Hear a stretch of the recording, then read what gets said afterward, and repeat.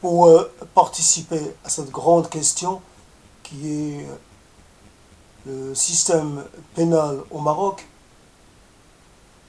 Mais je ne suis pas un connaisseur en droit, mais j'estime que j'ai envie de dire quelque chose, mais plus en rapport avec, avec les jugements, avec les applications du jugement, avec la grande question du système pénal lui-même. J'ai lu un petit quelque chose là tout à l'heure et ça m'a fait penser que je pouvais aussi élargir un peu la question. Parlons de, de l'origine sociale, quelque part, du délit, en fait, ce qui est à l'origine du délit au Maroc. Des gens relient la misère, relient les délits à la misère, comme une question, la question sociale dans la commission des délits. Voilà, la question sociale dans la commission des délits. Peut-être qu'il y a plusieurs facteurs qui contribuent à la commission d'un délit. Se focaliser sur un fait oublier les autres. Donc, il est évident qu'il y a un certain rapport à la loi. Il y a beaucoup de transgressions de la loi, de plein de façons, qui n'aboutissent pas obligatoirement devant les tribunaux. Mais il y a toutes sortes de délits. Il y a les délits des petits, très visibles, et puis il y a les délits des grands, des puissants. Ceux-là sont quelque part se situent sur un autre plan, une autre réalité sociale, pourrait-on dire. En tout cas, il y avait quelque chose à laquelle j'avais pensé, que j'avais discuté, et c'était celle du système des peines, l'application des peines au Maroc. J'avais, avec ce qui se passe par rapport à ce qui se passe en France, par rapport aux aménagements des peines, j'avais pensé que, évidemment, en France, il y a cette histoire que la prison crée, quelque part, renforce l'identité criminelle, délictueuse du, du condamné, du prisonnier, donc du détenu. Donc, quelque part, comment aménager les peines au Maroc? Il y a obligatoirement, comme en France, peut-être plus qu'en France par rapport à la population, trop de détenus par rapport à la capacité à la capacité des prisons. Et un truc que je voudrais quand même dire, un truc qui est complètement traduit mot à mot du français, qui est maison de correction. Dar ou Tahdib ou quelque chose, comme il s'agissait encore d'une vision que quelque part c'était des gens qui étaient sortis du chemin et qu'il fallait les ramener qu'on pouvait, qui avaient quelques comportements inacceptables, incorrects, et qu'il fallait ramener vers la correction, vers ce qui est convenable, ce qui est admissible, etc. Donc ce n'est pas des lieux de privation de liberté, mais c'est des lieux de, comment dire, de réparation, de resocialisation, quelque chose, c'est de retransformer l'individu, de lui donner la dimension d'un individu, une dimension positive, une dimension acceptable, une dimension convenable. C'est quelque part un non-sens, une contradiction avec ce qui se passe réellement dans les lieux de privation de liberté. Et ce sont des lieux, pas de non-droit. Il s'y applique une loi à part, la loi du plus fort, la loi du plus puissant. la loi des matons, la loi des prisonniers eux-mêmes. Ce sont des lieux malsains. Un citoyen lambda, un citoyen de base, aime bien que le délinquant reçoive une sanction. Cette sanction doit se traduire par un emprisonnement. Il n'imagine pas que qu'il n'y a aucune retour positif de cette expérience, dans le sens où ça se passe de façon tellement, euh, tellement scandaleuse, que cela ne sert à rien. Une leçon n'a d'intérêt que si elle est comprise et acceptée. Il y a sûrement quelques personnes qui arrêtent avec à la commission de délit, sortent de la prison avec la volonté ferme de ne plus commettre de délit. Mais beaucoup sont obligés pour des tas de raisons que je ne vais pas détailler ici, mais de, de retomber dans la délinquance. Et parce que ça peut devenir un mode de vie, un mode, une manière de gagner sa vie. La prison vous désocialise, vous met en contact avec des gens qui sont encore plus dans la désocialisation, encore plus dans la marginalisation. Ce ne sont pas des exemples positifs.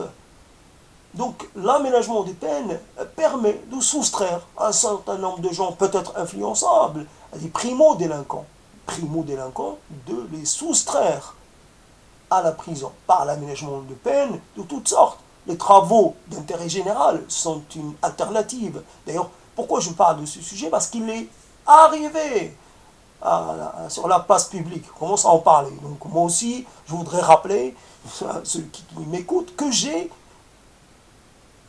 pensé à ça, évidemment influencé par ce qui se passe en France, mais pas parce que la France a des prisons, je veux dire, qui ne, a trop de prisonniers par rapport à la capacité d'accueil, si on peut dire, mais parce que certains délits doivent être, certains délits doivent avoir une réponse différente. Il y a un besoin pour des délits relativement, bénins. Il est obligatoirement, il y a des primo-délinquants, obligatoirement cela doit être pris en compte, la primo-délinquance. Il y a des fois des facteurs qui poussent des gens à être complices parfois passifs.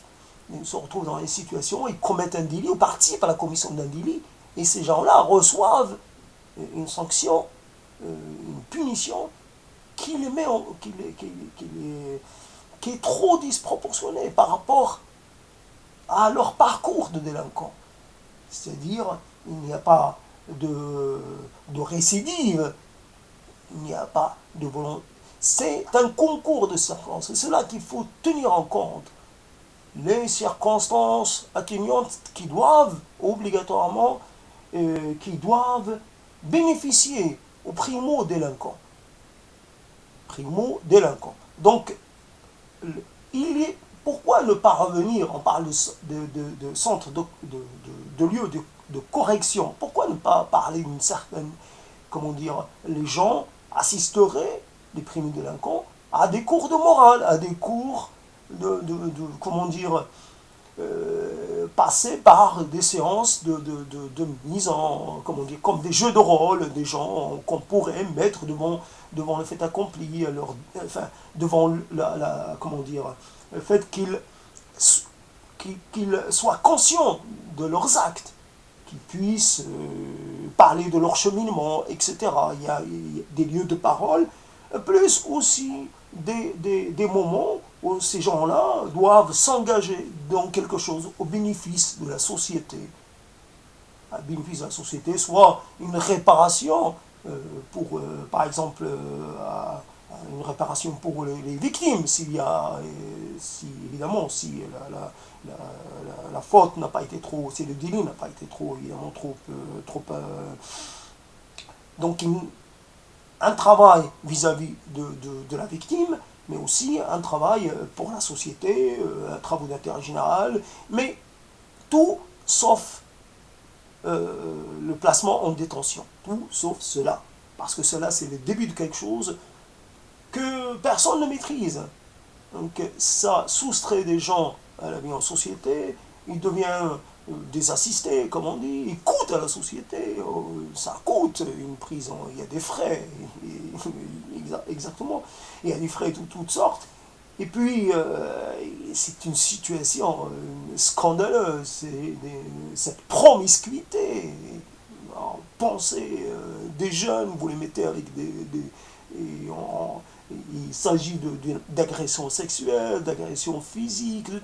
Il y a, ce n'est jamais un milieu qui produit des citoyens qu'on peut de nouveau réintroduire dans la vie normale. On crée des citoyens d'un autre ordre, des citoyens inintégrables, ingérables.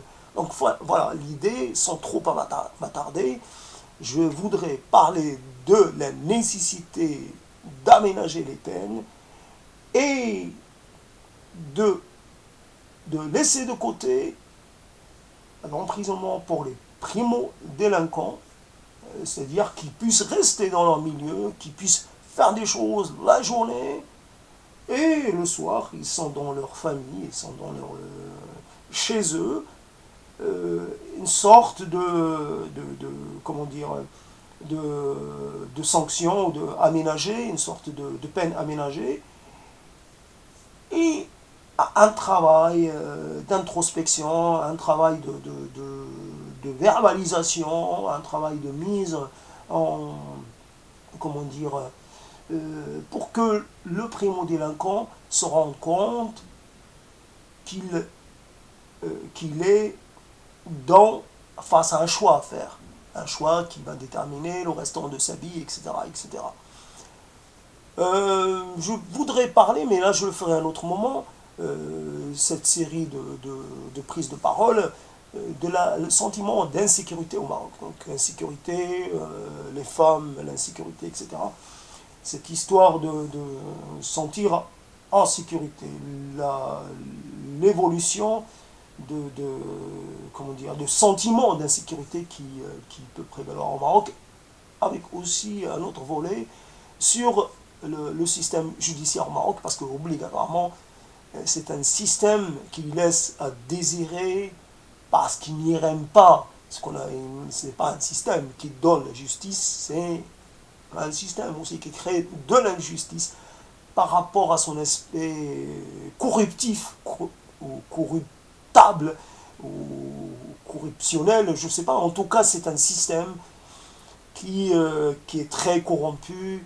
Et évidemment, tout le monde ne l'est pas, ou certains le sont à un stade moins avancé que d'autres, mais la corruption y est quelque chose de très fréquent et très admise. Les luttes des pouvoirs publics pour y mettre fin ne réussissent pas toujours. On démet quelques juges, mais la pratique reste, parce qu'il y a aussi une demande sociale. Il y a des justiciables qui veulent échapper à la justice, justement, et qui veulent acheter la justice, corrompre la justice. Il y a aussi un travail à faire du côté du corps social pour qu'il cesse d'alimenter le désir d'enrichissement de certains juges, de certains magistrats. À vous de voir à un autre moment.